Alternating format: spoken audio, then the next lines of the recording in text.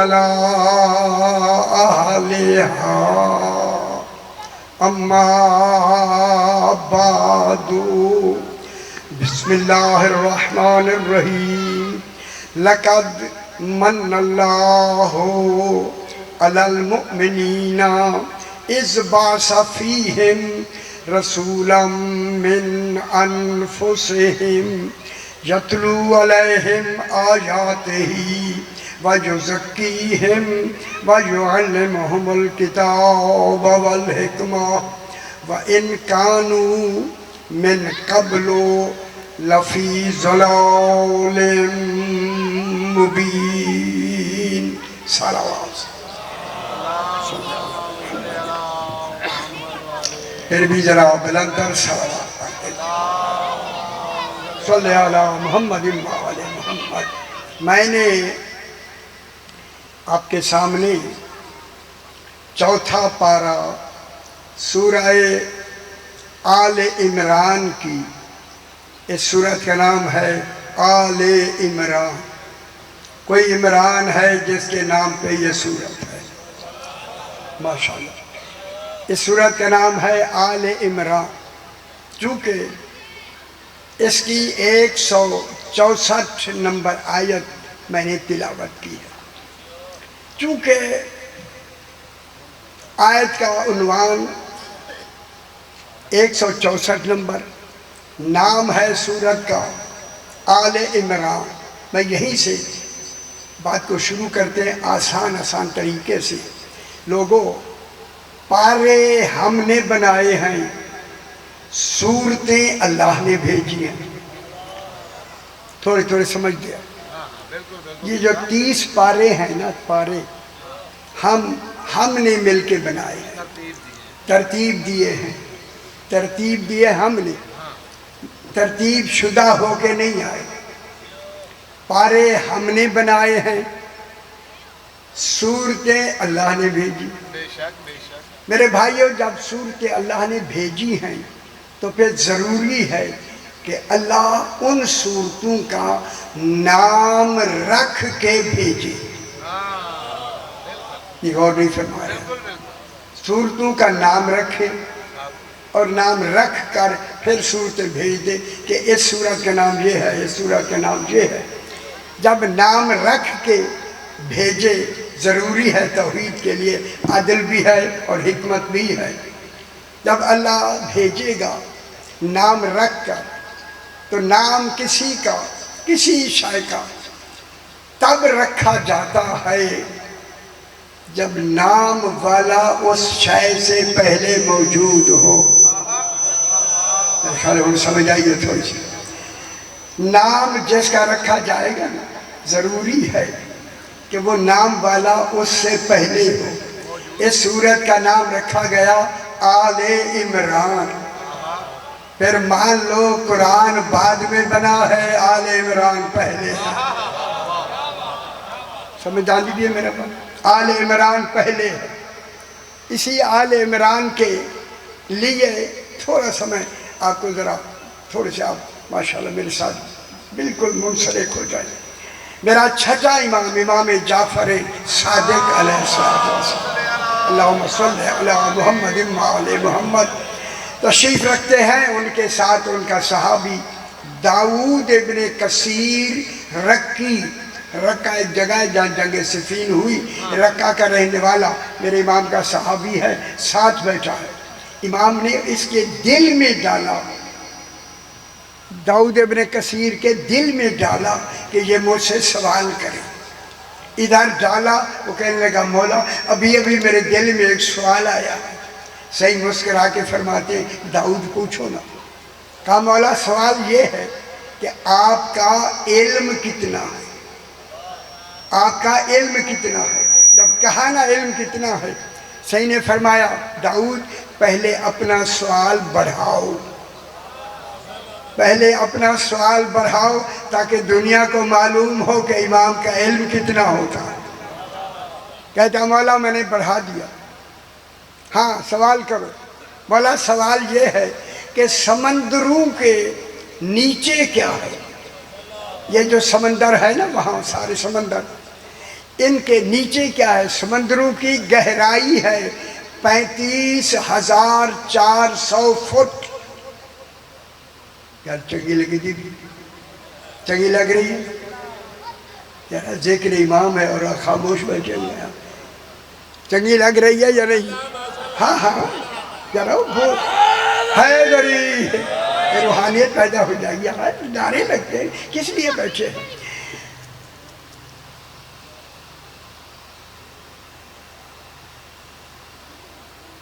میرے ایسی صلوات پڑھیں، بلند تر صلوات پڑھ دیجیے، اللہم صلی علی محمد و آل محمد۔ میرے امام نے فرمایا داؤد سوال کو بڑھاؤ، اس نے کہا مولا میں نے بڑھا دیا۔ فرمایا سوال کرو، کہا مولا سمندروں کے نیچے کیا ہے؟ سمندروں کی گہرائی ہے 35,400 فٹ، سمندروں کی گہرائی ہے۔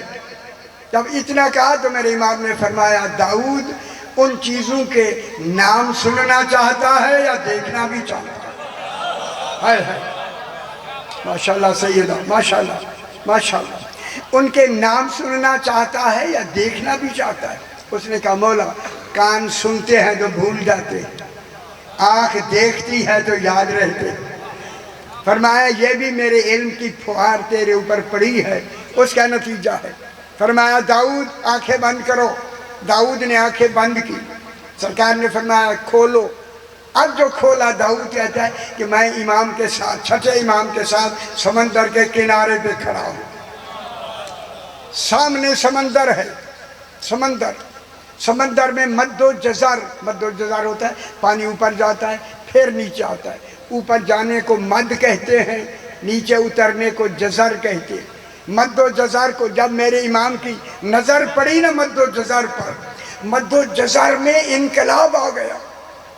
داؤد کہتے ہیں مولا آپ کے دیکھنے سے مد و جزر میں انقلاب آیا۔ میرے امام نے فرمایا داؤد اس مد و جزر میں اللہ کی 10 حکمتیں ہیں۔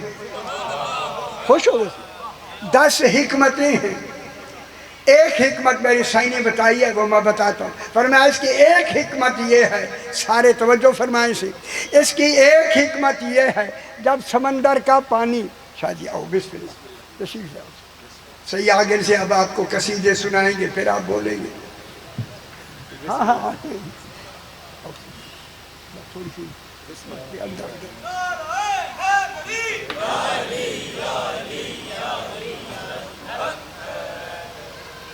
سمندروں کے نیچے کیا ہے؟ میرے امام ان کی گہرائی ہے 35,400 فٹ۔ میرے امام نے فرمایا ان چیزوں کے نام سننا چاہتا ہے یا دیکھنا چاہتا ہے؟ اللہ کا مولا کان سنتے ہیں تو بھول جاتے ہیں، آنکھ دیکھے گی تو یاد رہے گا۔ صحیح نے فرمایا آنکھیں بند کرو، داؤد نے آنکھیں بند کی، کھولو، سمندر کے کنارے پہ کھڑا تھا۔ میرے امام نے جب دیکھا نا مد و جزر کو، مد و جزر میں اضطراب پیدا ہو گیا۔ میرے امام نے فرمایا سمندر تجھ پر میری اطاعت واجب ہے، جو بھی نیچے چھپایا ہوا ہے ظاہر کر۔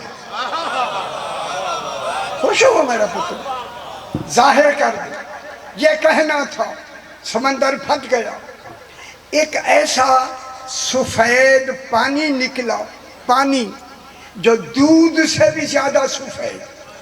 جب داؤد نے پہلی مرتبہ پانی دودھ سے زیادہ سفید دیکھا، کہا مولا یہ دودھ کب سفید ہوا ہے؟ فرمایا جب دودھ نے ہماری ولایت کا اقرار کیا۔ ہائے ہائے ہائے، خوش ہو میرا پتر، خوش ہو۔ حیدری، جب دودھ نے ہماری ولایت کا اقرار کیا، اس وقت یہ دودھ سفید ہو گیا۔ کہتا ہے کہ پانی نکلا جو دودھ سے زیادہ سفید، مشک سے زیادہ خوشبودار، شہد سے زیادہ شیرین، اور زنجبیلہ سے زیادہ ذائقے دار۔ قرآن میں زنجبیلہ ایک ذائقہ ہے۔ ان سے جب ایسا پانی نکلا تو داؤد کہتا مولا یہ پانی اللہ نے کن کے لیے چھپایا ہوا تھا؟ ہائے ہائے ہائے، کن کے لیے چھپایا ہوا تھا؟ فرمایا 12ویں کے لیے۔ خوش ہو جاؤ میرے بات، 12ویں کے لیے۔ یہ کہہ کے میرے امام نے فرمایا داؤد جب میرا 12واں بیٹا آ جائے گا دنیا کا باقی کل پانی ختم ہو جائے گا، صرف یہی پانی رہے گا۔ اس پانی کو وہ پی سکے گا جس نے اس دنیا میں بلا فاصل اقرار ولایت علی کیا۔ ماشاءاللہ، بس سمجھ آگی میرا بابا، بس صحیح۔ لقد لقد من اللہ، جناب تفسیر شروع ہو گئی ہے، زیادہ وقت نہیں، جتنا وقت ملا ہے اسی وقت کے اندر ہی بحث کو مکمل کر لیں۔ لقد من اللہ علی المومنین، اللہ نے یقیناً، اللہ نے یقیناً، اللہ یقین کس سے کہہ کے آپ کو یقین دلا رہا ہے، یقیناً اللہ نے من اللہ احسان کیا کن پر؟ علی المؤمنین، کچھ مومنین ہیں جن پہ اللہ نے احسان کیا۔ اے ہن ذرا گل سمجھنی ہے، یہ مومنین اللہ نے کہا، آمنو نہیں کہا۔ آمنو اور مومن ہوتے ہیں، مومنین اور مومن ہوتے ہیں۔ یہاں کیا کہا؟ اللہ نے احسان کیا کن پر؟ علی المومنین، کچھ مومنین پر۔ کیا احسان کیا؟ اذ بعث فیہم رسولا من انفسہم، انہی مومنین میں اللہ نے رسول بھیجا، انہی مومنین کی جانوں میں سے ایک جان بنا کر۔ اللہ اکبر، رسول کو انہی مومنین میں سے ایک جان بنا کر بھیجا۔ اللہ نے مومنین پہ احسان کیا۔ احسان، میں جملہ کہہ کے آگے بڑھتا ہوں۔ احسان، جب اے اللہ تو نے مومنین پہ احسان کیا، تو خود قرآن میں کہتا ہے کہ احسان کا بدلہ احسان، حل جزاء الاحسان الا الاحسان، احسان کا بدلہ احسان۔ جن پر تو نے احسان کیا ان مومنین پر واجب ہے کہ تیرے احسان کے بدلے میں اللہ پہ احسان کریں، تب احسان برابر ہوگا۔ احسان کا بدلہ احسان۔ اب اللہ نے ان مومنین پر احسان کیا، مومنین پر احسان کیا۔ اب میں جملہ کہہ دوں، جب احسان کیا تو بدلے میں کس نے اللہ پر احسان کیا؟ جہاں تک میری آواز آ رہی ہے، اللہ کے احسان کے بدلے میں جس نے اللہ پہ بدلے میں احسان کیا اسے ابو طالب کہتے ہیں۔ ابو طالب علیہ السلام نے کیا احسان کیا؟ کون سا احسان کیا؟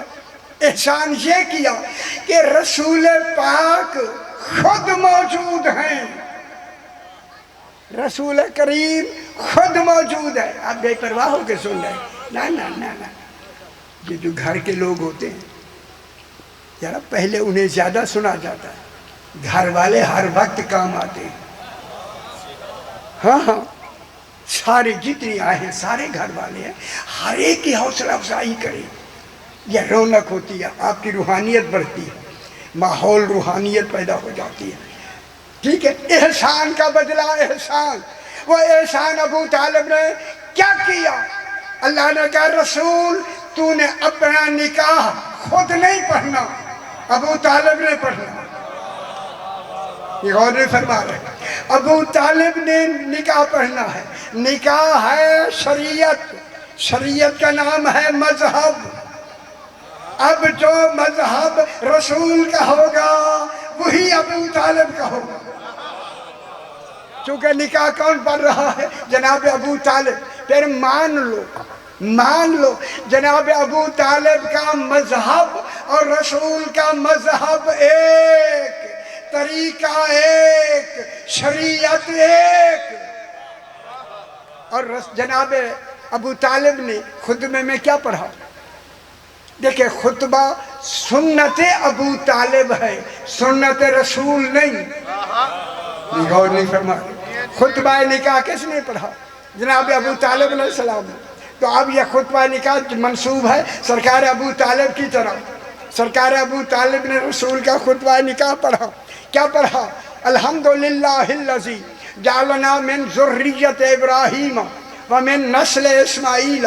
حمد ہے اس اللہ کی جس نے ہمیں ذریت ابراہیم اور نسل اسماعیل سے بنایا.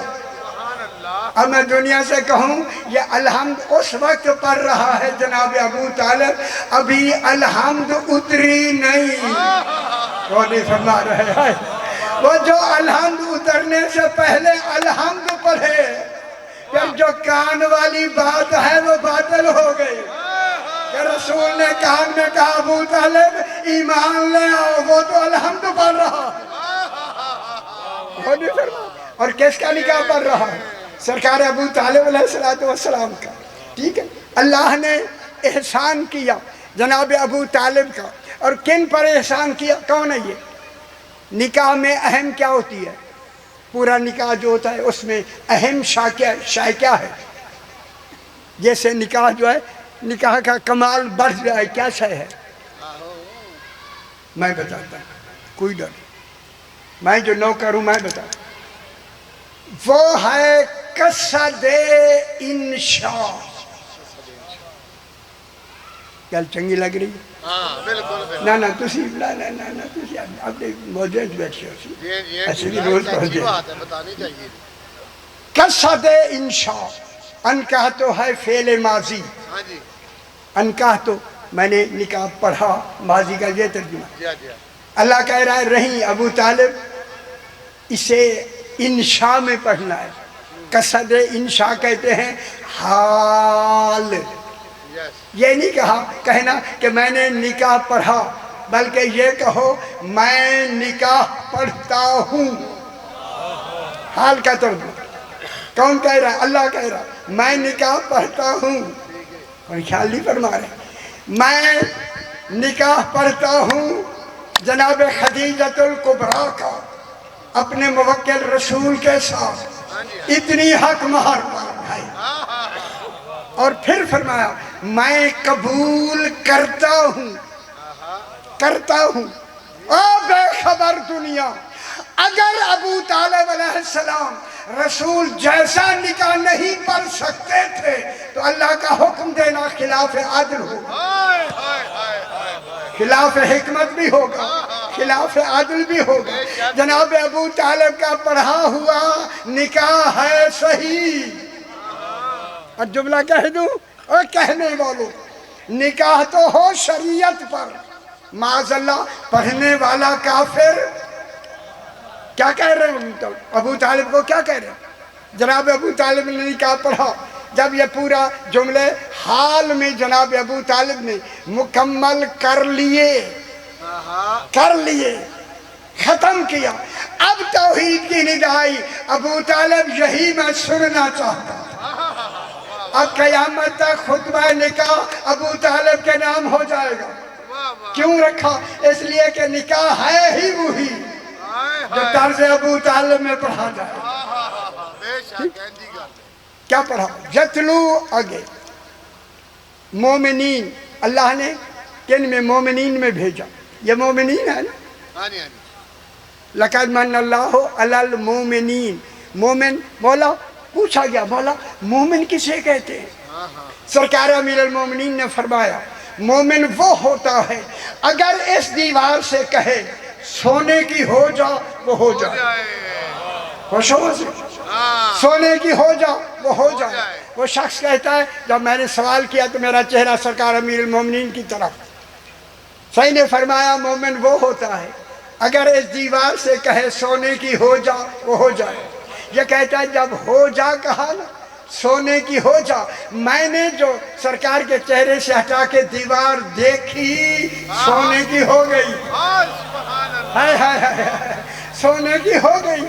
جب ہو گئی تھی تو اب اس نے کہا مولا آپ نے حکم بھی نہیں دیا، دیوار کو حکم بھی نہیں دیا، اور وہ سونے کی ہو بھی گئی، بس یہ کہنا تھا۔ میرے امام نے فرمایا یہی فرق ہے مومن اور امیر المومنین۔ خوش ہو جاؤ میرا پتر، مومن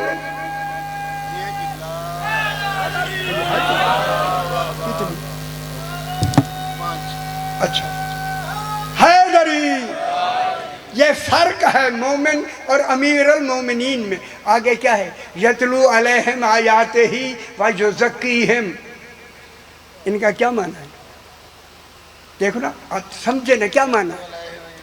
وہ تو مزکا تو وہ پہلے سے ہے، پاک تو وہ ہیں ہی مومنین، جب وہ ہیں ہی مومنین طاہر تو وہ پہلے سے ہیں، مطہر پہلے سے ہیں۔ یہ پھر جو زکیہم یتلو علیہم آیاتہ ہی، کیوں یہ کیوں حکم مل رہا ہے؟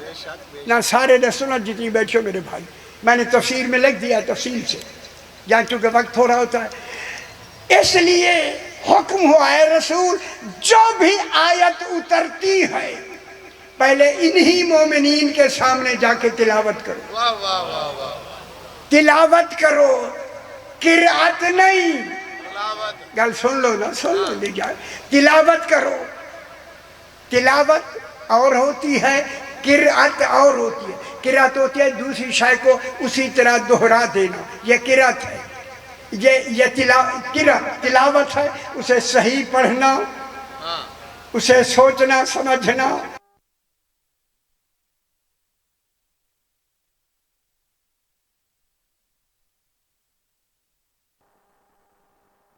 مومنین کے سامنے تلاوت کرو۔ اتنے حضرات بیٹھے ہوئے ہیں، میں جملہ کہتا ہوں، اس لیے کہا کہ مومنین کے سامنے تلاوت کرو تاکہ یہ مومنین تصدیق کریں ہاں یہی قرآن ہے۔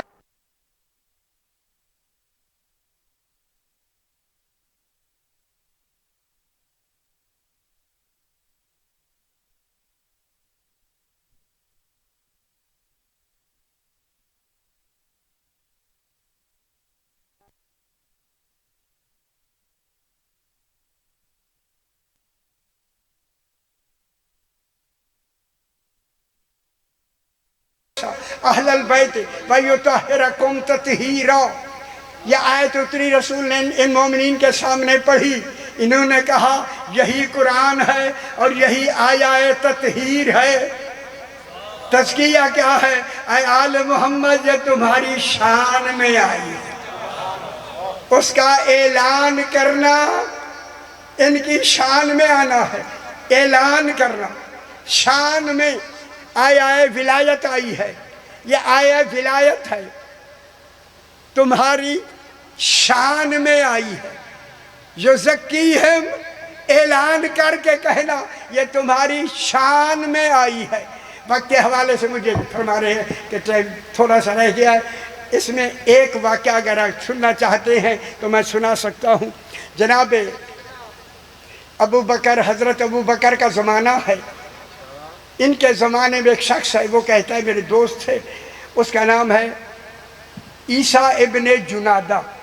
یہ کہتا ہے میں اندر گیا، حضرت ابو بکر کے ساتھ پائے بیٹھا ہوا تھا، میرے آلے پاس سے دیکھ لوگ اترے بیٹھے ہوئے، میں جا کے بیٹھا باتیں کریں، یہ آ گیا، اور آتے ہی حضرت ابو بکر سے فرمایا کہ بھائی آپ رسول کی جگہ پہ بیٹھے ہوئے ہیں، میں نے رسول سے کچھ قرض لینا، اور رسول کو 30 دن ہو گئے تھے اس دنیا سے فوت ہوئے، سرکار انتقال فرما گئے تھے، وہ دنیا میں نہیں ہیں، کیونکہ آپ اس کی جگہ پہ بیٹھے ہیں، آپ پابند ہیں، مجھے ان کا قرضہ دے دی۔ اس نے کہا قرض کیا ہے؟ کہا قرض یہ ہے کہ 3 مٹھیاں تازہ کھجوریں، 3 مٹھیاں تازہ کھجوریں وہ چاہیے، 3 مٹھیاں تازہ کھجوریں، اور اس وقت کھجوروں کا موسم ہی نہیں تھا، ان تو خوش ہو گئے، 3 مٹھیاں تازہ کھجوریں۔ فرمانے لگے یہ کھجوروں کا موسم ہی نہیں ہے، موسم ہی نہیں ہے. جب نہیں ہے تو دنیا میں تو ظاہری طور پر ملک میں تو وہ ہے نہیں، پھر میں کہاں سے لاؤں گا؟ فوراً کہا جاؤ اس کو بلا کے لے آؤ جو اس وقت قاضی ہے. قاضی آ گئے. قاضی صاحب سے کہا بھائی یہ دیکھیں ان کو قرض رسول میں کھجوریں تازہ دینی. اس نے کہا آپ خود ہی اگنور کر رہے ہیں، اس مسئلے کو سوائے علی کے کوئی حل نہیں کرتا. سرکار علی کو شرح کو بھیجا جلدی جا. قاضی شرح جناب علی کو بلا کے لیا اور یہ کہہ کہ اسلام پہ مشکل کا وقت آیا ہے، آپ آ جائیں. گیا مولا اسلام پہ مشکل کا وقت ہے. جناب علی نے سارا کام چھوڑ کے آیا. اسلام پہ مشکل کا وقت آ گئے مسجد نبوی میں. ہاں جی یہ شخص کھڑا ہے، اس نے رسول خدا سے 3 مٹھیاں تازہ خوراک کی کھجور کی وعدہ کیا تھا. سرکار تشریف لے گئے. فرمایا انہوں نے کیا فرمایا؟ کہا کہ انہوں نے آپ کو بلایا ہے. سرکار امیر المومنین نے فرمایا بس کھجوروں کا موسم بھی نہیں. اور بے خبر دنیا میں بتا دوں، جہاں دنیا کا ہر پھل ہر وقت رہے اسے جنت کہتے ہیں. جو دنیا میں بیٹھ کر جنت کی کھجوریں منگا دے اسے علی کہتے ہیں. خوش نہیں ہوئے، خوش نہیں حیدری. مٹھیاں آئی. حضرت ابوبکر نے فرمایا بھائی آدمی کو یہ لکھ لینا کتنی جانے ہیں. دوسرے ہاتھ میں جتنے انگور آئے لکھ لینا، تیسری میں بھی لکھ لینا. تینوں لکھ لیے. جب تینوں حضرت علی نے مٹھیاں بھر کے رکھ دی. پوچھا بتاؤ عدد میں کتنا فرق ہے؟ کہا سارے برابر ہیں.